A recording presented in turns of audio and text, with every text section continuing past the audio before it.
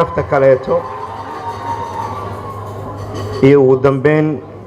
gudoomiyaha caaway noo sameeyey xafladan naguna soo dhaweeyay goobtan quruxda badan ee ah gudoomiyaha gobolka Banaadir ahna duqa magaalada Muqdisho injineer Yarisow shacabka intiisa kalan iyo marti sharaftaba dhammaantiin habeen wanaagsan ugu horeyntii waxaan rabaa inaan marka u horeysa mas'uuliyiinta hortooda aan ku soo koobo in yar oo ku saabsan dhalinyarada da'yarta kubadda cagta ee ah kooxda xulka qaranka kubadda cagta Soomaaliyeed walaalayaal intii warbixinta qayb ka mid ahayd waa la sheegay laakiin waxaan rabaa inaan hortiina ka cadeeyo dhalinyaradan waxaan hawshooda iyo aruuriskooda soo bilownay sanadkii 2015 waxaan inay ciyaaraan aan bilownay oo ciyaar caadi aan u bilownay 9kii bishii September ee sanadkii 2016 oo ay sanadkaas oo dhan ciyaarayeen isla sanadkii 2017 ciyaarahaas ay wadeen oo waxa loo sameeyay horyaal ayaga u gaara dhalinyaradani waxa laga soo xulay ay ka kala yimaadeen dugsiyada gobolka Banaadir waxay kala ku jira qaar laga keenay kaamamka ama barakacayaasha qayb ka mid ah ayagana way ku jiraan da'doodana waxaan nagu qaadatay muddo 2 sano ah inaan kala saarno xilligaas dheer ay shaqo ku soo jireen oo ah 2 sano iyo in ka badan tartanka ay hadda ka qayb galeenna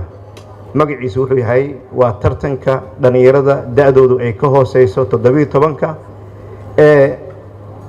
bariga iyo bartamaha Afrika kaasoo lagu qabtay dalka Burundi oo ayagu ay martigeliyeen qarankeenu waxay ciyaareen sida la sheegay ciyaaro kala duwan groupka ay ku jireen wuxuu ahaa groupka ugu adag sababta waxa ku jiray wadanka lagu qabtay martida loo ahaa waxa kamid ah Kenya waxa kamid ah Soomaaliya waxa kamid ah Ethiopia ciyaartii ugu horeysay 15 bishii Abriil waxa la ciyaaray dalka Ethiopia 3-0 looga badiyay ciyaartii ku xigtay waxa la ciyaaray dalka Burundi barbardhac isla galnay Soomaaliya ayadoo 4 dhibcood leh groupkaas ku hogaaminaysa ayaa haddana ciyaartii u dambeeyay waxay la dheeleen dalka Kenya oo ay 1-0 ugu badiyeen waxayna noqdeen groupkaas dadkii 7 dhibcood uga soo baxay waxyaabaha aan xusi karno oo dareenka gaarkan geliyay waxaan noogu darnaa ciyaartii aan la ciyaarnay dalka Kenya sababtoo ah dhalinyaradeenna waxay ahaayeen Soomaaliya wadanka kaliya ee da'da saxda meesha geeyay ayaa noqonay wadamo kale waxaa jira da'dii in ka badan geeyay isla markaasna qaarkood ba wadanka laga musaafiriyay waxa kamid ah dalka Zanzibar tartanka markuu bilowday da'dooda la kontrolay ilaa 12 ciyaartooy da'dooda weynaatay waxaana dhacday in maalinka ku xigay diyaaradda la saaro waxa ku xigay Ethiopia oo qaar kamid ayaguna diyaaradda la saaray laakiin Soomaaliya waxay noqday wadanka kaliya ee da'dii saxda ah ee loogu talgalay ay keenay inta kadib ciyaarta Kenya culayska ee nagu lahayd waxa kamid ah da' weyn ayay keeneen kooxda Kenya laakiin way manage gareen way la ciyaareen markii aan badinay ayaa waxa noo soo baxday in Twitter-ka aan ku aragnay madaxweynaha dalka Kenya oo ku soo qoray uu leeyahay in laga badiyo waa kubaddu waa caadi laakiin inay Soomaaliya ka badiso aad ugu xumaa marka uu saas leeyahay Soomaaliya nacab uma qabo laakiin wuxuu ka wadaa micnaha football ahaan inay naga fiicayeen oo saas u filahay ciyaartii u dambeysay ee xiisaha lahayd ayadana oo dareenka badan bulshadeena Soomaaliyeed ku gudaha ku nool iyo dibadda soo jiidatay waxa kamid ah ciyaartii aan la ciyaarnay dalka Uganda oo ayagu wasiirkooda lagu ballamiyay inuu koobka soo qaado ciyaarta semifinalkana soo aaday wuxuu yimid magaalada Burundi wasiirkoodii oo lacag wada isla markaasna ku talagalay inuu koobka qaado laakiin Soomaaliya inuu ka badinayo u hubay ciyaartaasna waxaa Uganda looga badiyay hal eber ayadana waxaa dhacday marka in ayadana social media ay iska leeyihiin Uganda lagu soo qoro ay yiraahdaan maalintii ugu xumeed ee kubadda cagta soo martay saasa ku qorneed maalintii ugu xumeed ee kubadda cagta soo martay waxay noqotay inay Soomaaliya naga badiso nacib nooma qabaan ayagana laakiin waxay aaminsan yihiin inay kubadda cagta nooga wanaagsan yihiin aan soo koobo kubadda cagta way kacday maantana waxaan caaw halka u wada fadhino waa guusha iyo wanaaga ay soo hoyeen dhalinyaradeena kubadda cagta Soomaaliyeed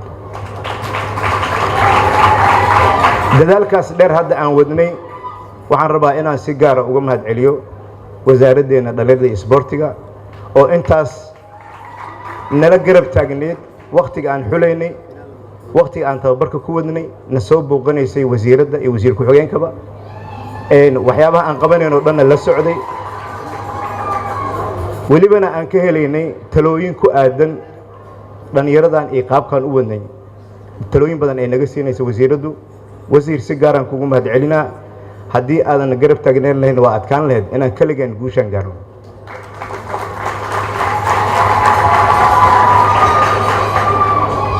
waxaa ayadana xusid mudan oo rabaa inaan halkan ka xuso iskuullada dhalinyaradaas ay ka yimaadeen maamulayaashooda inaan halkan uga mahad celiyo waxaa kaloo mahad celin ballaaran iskale waalidkii soo fasaxay carruurtan ayay wax baranaya haddana u ogolaad inay kubadda ciyaaraan waxaan kaloo rabaa inaan si gaar ugu mahad celiyo telefishinada isboortiga gaar ahaan telefishinka Astaan TV oo sababta gaarka ugu mahad celinaya ay tahay inta ay dhalinyaradaas ciyaareen way duuban yihiin kulligood macnaha markaas saas leeyahay telefishinada kale way shaqeyn laakiin si gaar ah ayay Astaan TV bilow ilaa ay dhammaad ay ula socdeen oo ciyaar kasta dhalinyaradaas dheelaan ay duubayeen macnaha inta kadib mudanayaal iyo marwooyin waxaa sharaf noo ah qiimaha iyo wanaagga nala tusay ee na tustay xukuumaddeena soo dhaweyntiina loogu sameeyay airportka oo uu hogaaminayay ra'iisul wasaare Xasan Cali Khayre iyo golihiisa wasiirada oo kala harin nana tuseen si qarannimo ah naloo soo dhaweeyay waxaa marka aan dareemaynaa haddii aan koobka soo qaadi lahayn in oo waddanka oo dhanba diyaarad ay ku marlayaan ciyaartooyda taasaan dareemaynaa waxaan kaloo aan rabaa inaan halkan ka xuso ku-xigeenka ra'iisul wasaaraha oo nagu soo booqday Burundi asagii wafdigiisa oo hal diyaarad wata ee maalinka ciyaarta soo degay isla maalinkiina garoonka noogu yimid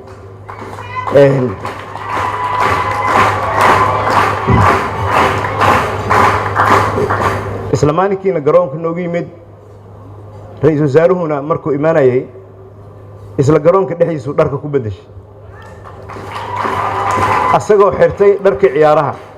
weliba xilli protocol loo taagnaa oo la sugayo waxa aan raadinay oo islahayn ra'iisul wasaarihii xaggee la fariisay annagoo baadigoobeen wuxuuna soo galay asagoo dharka ciyaartooyda qaba